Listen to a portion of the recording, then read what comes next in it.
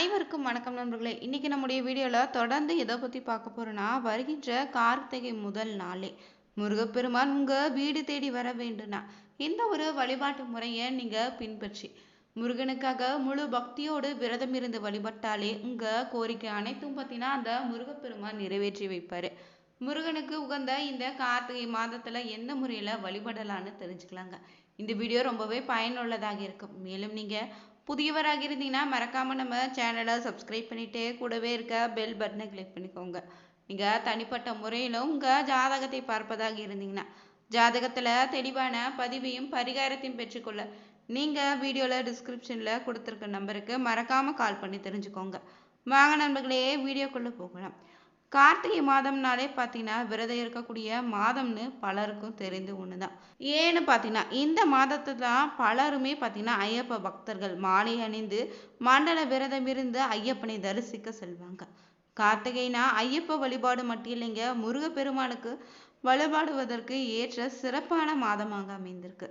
இந்த கார்த்திகை மாதத்துல பார்த்தீங்கன்னா ஆன்மீக ரீதியாக பார்த்தீங்கன்னா ரொம்ப சக்தி வாய்ந்த மாதமாக அமைந்திருக்கு. ஏன்னா சிவபெருமானின் ஜோதி வடிவமாகவும் மகாவிஷ்ணுவிற்கும் பிரம்மாவுக்கும் காட்சி அளித்ததும் லிங்க வழிபாடு தோன்றியதும் லிங்கோத்பவர் அவதாரம் நிகழ்ந்ததும் இந்த கார்த்திகை மாதத்துல தாங்க.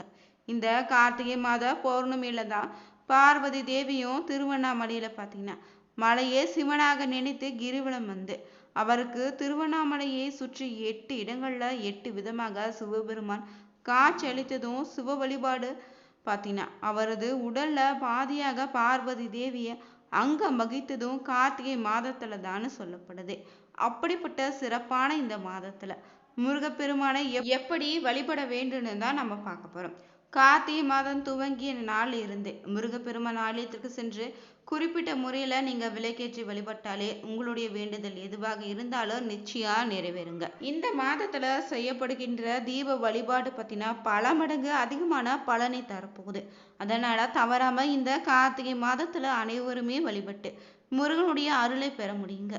உங்களுடைய வேண்டுதல் எதுவாக இருந்தாலோ அந்த முருகன் ஆலயத்திற்கு சென்று 3 விளக்குகளை ஏற்றி வைத்துட்டு ஓம் சரவணபவ என்னும் மந்திரத்தை மனதார சொல்லி வணங்கிட்டு உங்க வேண்டுதலை முருகப்பெருமானிடம் சொல்லிட்டு வாங்க. பிறகு முருகன் ஆலயத்துல நீங்க 9 முறை சுற்றி வந்து வழிபடணும். இப்படி செய்தாலே முருகன் பார்த்தீங்கன்னா நீங்க வைக்கக்கூடிய கோரிக்கை வேண்டுதல் எதுவாக இருந்தாலும் நிச்சயம் நிறைவேற்றி வைப்பாரு. உங்களுக்கு பார்த்தீங்கன்னா திருமண தடை நீங்க வேண்டி நினைச்சீங்கன்னா ஆண்களாக இருந்தீங்கன்னா முருகனுடைய சன்னதியில நீங்க 5 விளக்குகளை ஏற்றி வைத்துட்டு ஆலயத்தை 9 முறை சுற்றி வந்து வழிபடுங்க.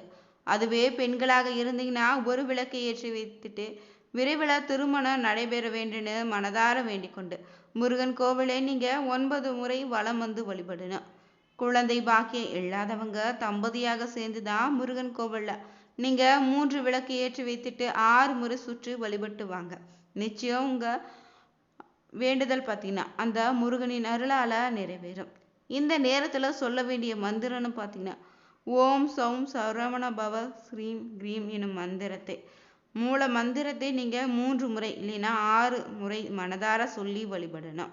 கார்த்திகை முதல் நாள் மட்டும் இல்லைங்க, கார்த்திகை மாதத்துல வரக்கூடிய செவ்வாய்க்கிழமை சஷ்டி திதி கார்த்திகை நட்சத்திரம் வரக்கூடிய நாட்கள்ல விளக்கு வழிபாட்டினை மேற்கொண்டீங்கன்னா முருகனின் அருளால உங்க கோரிக்கை பார்த்தீங்கன்னா விரைவில் நிறைவேறுங்க. தொடர்ந்து பார்த்தீங்கன்னா முருகனினுடைய அருளை பெறுவதற்கு தீப வழிபாடு சிறப்பான வழிபாடுன்னு சொல்லலாம். செவ்வாய்க்கிழமை நாள்ல மாலை நேரத்துல நீங்க நெய் தீபம் வெற்றிலை தீபம் ஏற்றி வழிபடுவது ரொம்ப நல்லது. முருகப்பெருமானை வழிபடும் போது எத்தனை தீபங்கள் ஏற்றி வழிபட்டாலும் என்ன பிரச்சனை தீரும். இதனால உங்களுக்கு கிடைக்கக்கூடிய பலன்கள் என்னன்னு தொடர்ந்து தெரிஞ்சுக்கலாங்க. அறுபடை வீடு கொண்ட முருகனுக்கு பார்த்தீங்கன்னா 6 விளக்குகளை ஏற்றி வழிபட்டீங்கன்னா ஆறுமுகனுடைய ஆசிர்வாதம் நிச்சயம் உங்களுக்கு கிடைக்குங்க. நீங்க முருகப்பெருமானுக்கு பொதுவாகவே பார்த்தீங்கன்னா எந்த ஒரு வழிபாடாக இருந்தாலும் 6ஆக செய்வதும் உங்களுடைய வேண்டுதல் எளிதில் நிறைவேற்றி வைக்குங்க. கார்த்திகை மாதத்துல வளர்பிறையில வரக்கூடிய பார்த்தீங்கன்னா சஷ்டி விரத நாள்ல 6 நாட்கள் விரதம் இருந்து வழிபடுவது ரொம்ப நல்லதுங்க. இந்த நாட்களை முருகனுடைய மந்திரங்களை உச்சரித்து கொண்டு முருகனை நினைத்து உண்ணாமல் நோம்பு இருந்து குழந்தைக்காக பெண்கள் விரதம் இருந்து வழிபடுவாங்க. சஷ்டி நாட்களை மட்டும் இல்லைங்க, பொதுவாக நீங்க செவ்வாய்க்கிழமை நாள்ல முருகனுக்கு விரதம் இருந்து முருகனுடைய திருவிளையாடல்களை படித்தும் திருப்புகழ் படித்து கந்த சஷ்டி கவசம் பாராயணம் செய்தீங்கன்னா உங்களுடைய கோரிக்கை எதுவாக இருந்தாலும் நிச்சயம் நிறைவேறும். உங்களுக்கு பார்த்தீங்கன்னா குறையாத செல்வத்தை அந்த முருகப்பெருமான் தந்தருள்வாரு. குறிப்பாக பார்த்தீங்கன்னா குழந்தை பேரு உண்டாக வேண்டும்னு நினைத்தீங்கன்னா செவ்வாய்க்கிழமை நாள்ல முருகனுடைய படத்தை வச்சுட்டு அவருக்கு 6 விதமான நெய்வேத்தியங்களை படைத்து 6 புதிய அகல் விளக்குகளை நெய் தீபம் ஏற்றி மனதார முருகனுக்கு அபிஷேகம் செய்து வழிபட்டீங்கன்னா நிச்சயம் பார்த்தீங்கன்னா நீங்க வேண்டிய வரம் கிடைத்திடுங்க. இந்த நாள சக்கோண கோலமிட்டு விளக்கு ஏற்றுவதும் வெற்றிலை தீபம் ஏற்றுவதும் நல்ல பலனை கொடுக்கும். நீங்க சொந்த வீடு கட்ட வேண்டும்னு நினைச்சீங்கன்னா சொந்த நிலம் வாங்க வேண்டும்னு நினைச்சீங்கன்னா நீங்க பார்த்தீங்கன்னா செவ்வாய் பகவானுடைய அருள் தேவையில்லை. அதனால செவ்வாய் காரகத்துவம் பெற்ற வீடு பேர் அமைய அவருடைய அதிபதினு சொல்லக்கூடிய இந்த முருகனை வழிபட வேண்டுவது ரொம்ப முக்கியம். முருகப்பெருமானுக்கு 6 விளக்குகள்ல செவ்வாய் தோறும் ஏற்றி மனதார பிரார்த்தனை செய்து வந்தீங்கன்னா விரைவிலேயே சொந்த வீடு கட்டக்கூடிய யோகம் உங்களுக்கு அமையும். அதே போல பார்த்தீங்கன்னா வீட்டில் அடிக்கடி கணவன் மனைவிக்குள்ள சண்டை கருத்து வேறுபாடுகள் நிலவி வந்தாலே வீட்டில் எளிமையான முறையில் முருக பரிகாரத்தை செய்யலாம். சாதாரணமாக நீங்கள் எல்லோருடைய வீடுகளிலும் நிச்சயம் முருகனுடைய படம் இருக்கும். அந்த படத்திற்கு தம்பதியராக சேர்ந்துதான் மாலையிட்டு புதிய 6 அகல் விளக்குகளில் தீபம் ஏற்றி முருகனுடைய மந்திரங்களை உச்சரித்து ஒன்றாக பூஜை செய்தாலே உங்களுக்கு இருக்கக்கூடிய கருத்து வேறுபாடுகள் மறைந்து மன ஒற்றுமை நிச்சயம் ஏற்படும். வீட்டில் பார்த்தீங்கன்னா மகிழ்ச்சியும் நிலவுங்க. உங்களுக்கு கடவுள் நம்பிக்கை இல்லைன்னா கூட பரவாயில்ல, ஒரு முறை இந்த ஒரு பரிகாரத்தை செய்து பாருங்க. நீங்களே ஆச்சரியப்படக்கூடிய விஷயங்கள் எல்லாம் உங்களுக்கு நடக்கும். வளர்பிறை தேய்பிறைன்னு 2 சஷ்டி திதிகளில் முருகனை வழிபட்டு வர எண்ணிய எண்ணமெல்லாம் ஈடேறுங்க. அதே போல அடிக்கடி முருகன் கோவிலுக்கு சென்று அவரை தரிசித்து வந்தீங்கன்னா எண்ணற்ற நன்மைகள் உங்களுக்கு கிடைத்திடுங்க. கலியுகத்துல காக்கும் கடவுளாக இருக்கக்கூடிய முருகப்பெருமானுக்கு பார்த்தீங்கன்னா 60 வீடுகளை பழனியில் இருக்கக்கூடிய நவபாஷண சிலை இன்றுமே விஞ்ஞானிகள் வியக்கும் ஒரு அதிசயமாக தான் இருக்குது. எனவே வாரந்தோறும் முருகன் கோவிலுக்கு சென்று முருகனுக்கு 6 விளக்குகளை தீபம் ஏற்றி வழிபட்டு வந்தீங்கன்னா நீங்க நினைத்து பார்க்க முடியாத அளவுக்கு அதிசய மாற்றங்களை நீங்க நிகழ்வதை உங்களால முடியுங்க. முருகப்பெருமானுக்கு அர்ச்சனை பூஜைகள் செய்வது ஏதாவது ஒரு நெய்வேத்தியம் படைத்து தான் வழிபடுவது அனைவருக்குமே தெரியும்.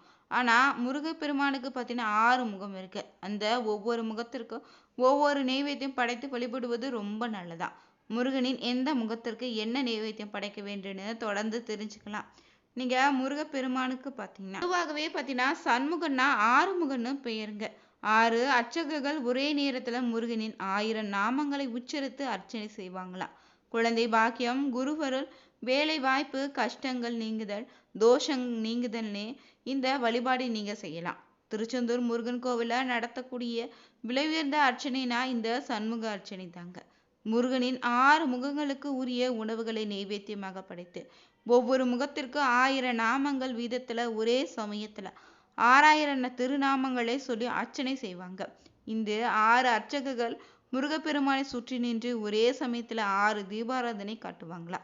ஆறுமுக பெருமானின் கருணையை பெற சண்முகார்ச்சனை செய்ய முடியாதவங்க வீட்டிலேயே முருகனின் 6 முகத்திற்கு நெய்வேத்தியமாக படைத்து கூட வழிபடலாங்க. நீங்க முருகப்பெருமானுக்கு விருப்பமான நெய்வேத்தியை படைத்து வழிபட்டாலே அனைத்து விதமான செல்வ நலங்களும் குறையவே இல்லாம ஆறு போல் பொங்கி பிறகுன்னு சொல்லலாம்.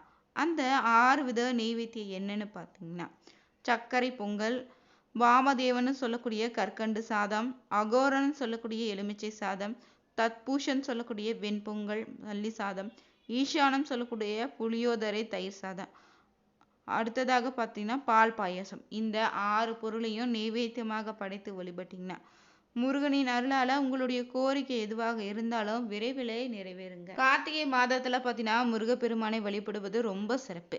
கார்த்திகை நட்சத்திரத்தின் போதும் இந்த வழிபாட்டினை நீங்க 27 அகல் விளக்குகளை ஏற்றி வழிபடுங்க. கந்த சஷ்டி கவசம் இல்லைன்னா திருப்புகழ் போன்ற பாடல்களை பாடுவது, ஓம் சரவணபவி என்னும் மந்திரத்தை உச்சரிப்பது ரொம்ப நல்லது. மேலும் பார்த்தீங்கன்னா வீட்டின் வாசல்ல துளசி மாடம் பூஜை அறையில குறைந்தது 27 மண் அகல் விளக்குகளை ஏற்றி வழிபடலாம். கார்த்திகை மாதத்துல முருகப்பெருமானை நினைத்து விரதம் இருந்து வழிபட்டாலே முருகனுடைய முழு அருளும் கிடைக்குங்க. உங்க வாழ்க்கையிலும் செல்வ வளம் பெருகிடும். வாழ்க்கையில இருக்கக்கூடிய அனைத்து இன்னல்கள் நீங்கி குடும்பத்துல அமைதியும் மகிழ்ச்சி ஏற்படுங்க. எதிர்காலத்துல ஏற்படக்கூடிய ஆபத்துங்களும் நீங்குன்னே சொல்லலாம். தவறாம முருகப்பெருமானை இந்த கார்த்திகை மாதத்துல வரக்கூடிய சஷ்டி செவ்வாய்க்கிழமை கார்த்திகை நட்சத்திர நாட்கள்ல விரதம் இருந்து வழிபட்டீங்கன்னா உங்களுடைய கோரிக்கை எதுவாக இருந்தாலும் அந்த முருகனின் அருளால நிறைவேறும். வீடியோ பிடிச்சிருந்தா லைக் பண்ணுங்க, ஷேர் பண்ணுங்க, கமெண்ட் பண்ணுங்க. Thank you viewers.